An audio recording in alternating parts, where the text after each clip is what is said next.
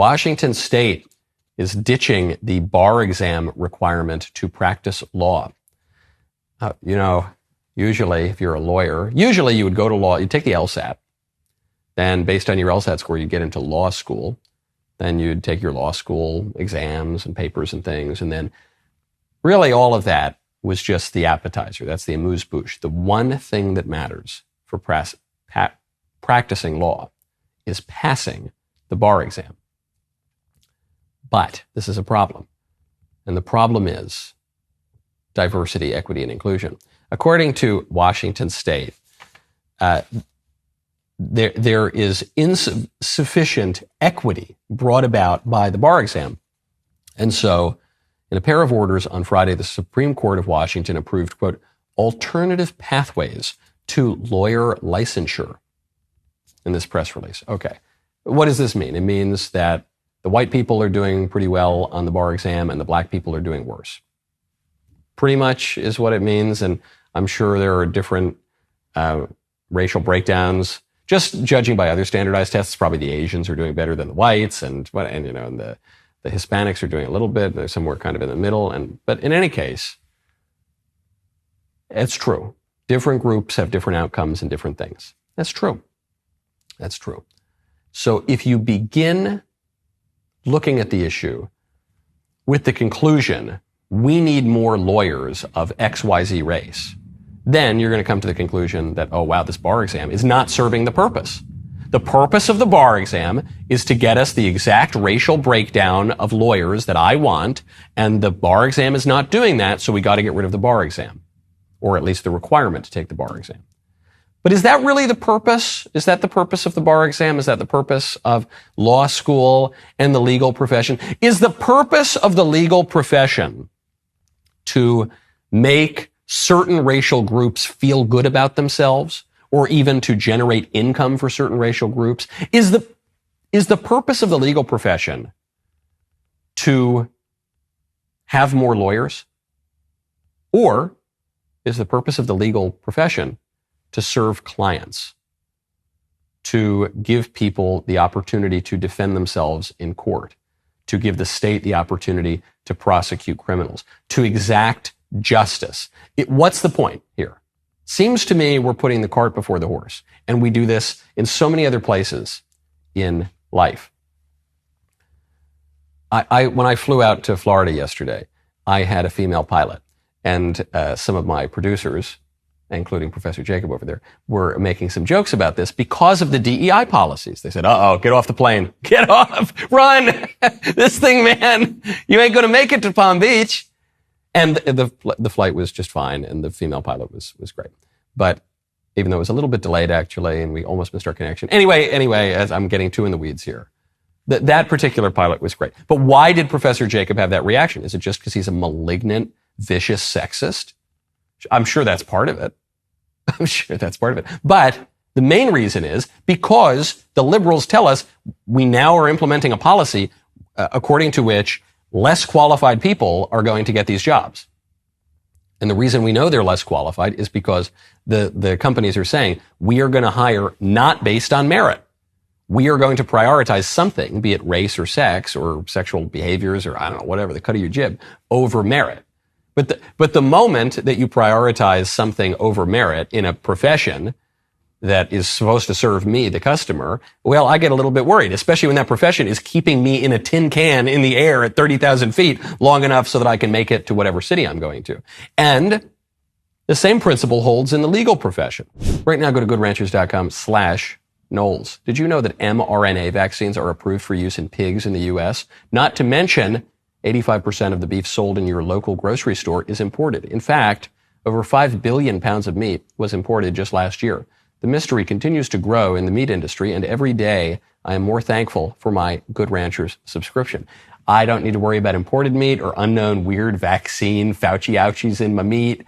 I don't need to worry about that. And more important than anything, I get with Good Ranchers just the best meat that you can possibly order out there. It's extremely good. Somehow it's less expensive than all of the other much lower quality meat places. And the cuts are fabulous and the boys love them. And and SLA loves them. It's just amazing. Right now, During their Say No to mRNA sale, Good Ranchers is offering you a free 10-pound Easter ham with any subscription. Love it. Their ham is fantastic. Unlike the pork at the store, it is guaranteed to be free from mRNA vaccines. This is a $119 value that you will get for free with code Knowles, Knowles, at goodranchers.com. I just love it. The company is very transparent. The company has the best product out there. It's just the people are great. I see the founder of Good Ranchers and other Good Ranchers staff at all these great conservative events around the country. It's just a fabulous company. Goodranchers.com. Use code Knowles to get your free Easter ham today. Every subscription will come with a free Heritage ham, $25 off, and Good Ranchers lifetime quality commitment. Goodranchers.com, code Knowles. Good Ranchers, American meat delivered. If you are a client in Washington State, as a result of this ruling, you are going to be less likely to hire a black lawyer. You just are. Clarence Thomas wrote about this many years ago. And he wrote about this because Clarence Thomas, one of the great jurists and legal minds in our country, one of the great public figures, actually, graduate of Yale Law School, the best law school in the country, but he had trouble getting a job after law school. And he writes about this in his memoir. He says, the reason I had a tough time getting a job is not because I didn't have good grades. It's not because I didn't go to a good law school. It's because I am black and people assumed I was just an affirmative action case. And that's actually a decently rational conclusion to come to. If you have a policy that says, hey, we're going to give unqualified black people access to this institution. If you have a policy that says we're going to give qualified black people access to this institution, then that's great. No one would have batted an eyelash about hiring Clarence Thomas. If the policy at the airlines was we're not going to prohibit female pilots, we're going to hire the best person for the job, maybe it's a female, then Professor Jacob wouldn't have made his vile misogynistic comment to me on the airplane. But that's not the way it is. So just the practical conclusion of this is, if you've got your life on the line, whether we're talking literally on an airplane or we're talking legally, someone could throw you in prison for the rest of your life, you're going to be more likely in Washington now to hire a straight white male or whatever, or an Asian guy or something.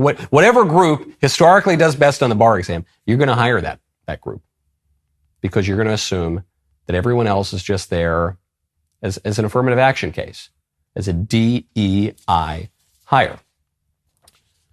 Speaking of what things are for, really troubling study out of the Guttmacher Institute. More than 60% of U.S. abortions in 2023 are done by the abortion pill. We already knew this as of last year. We knew that most abortions, it seemed, were done through a pill rather than through surgery. I thought the number was about 51 to 53%. It's 60%.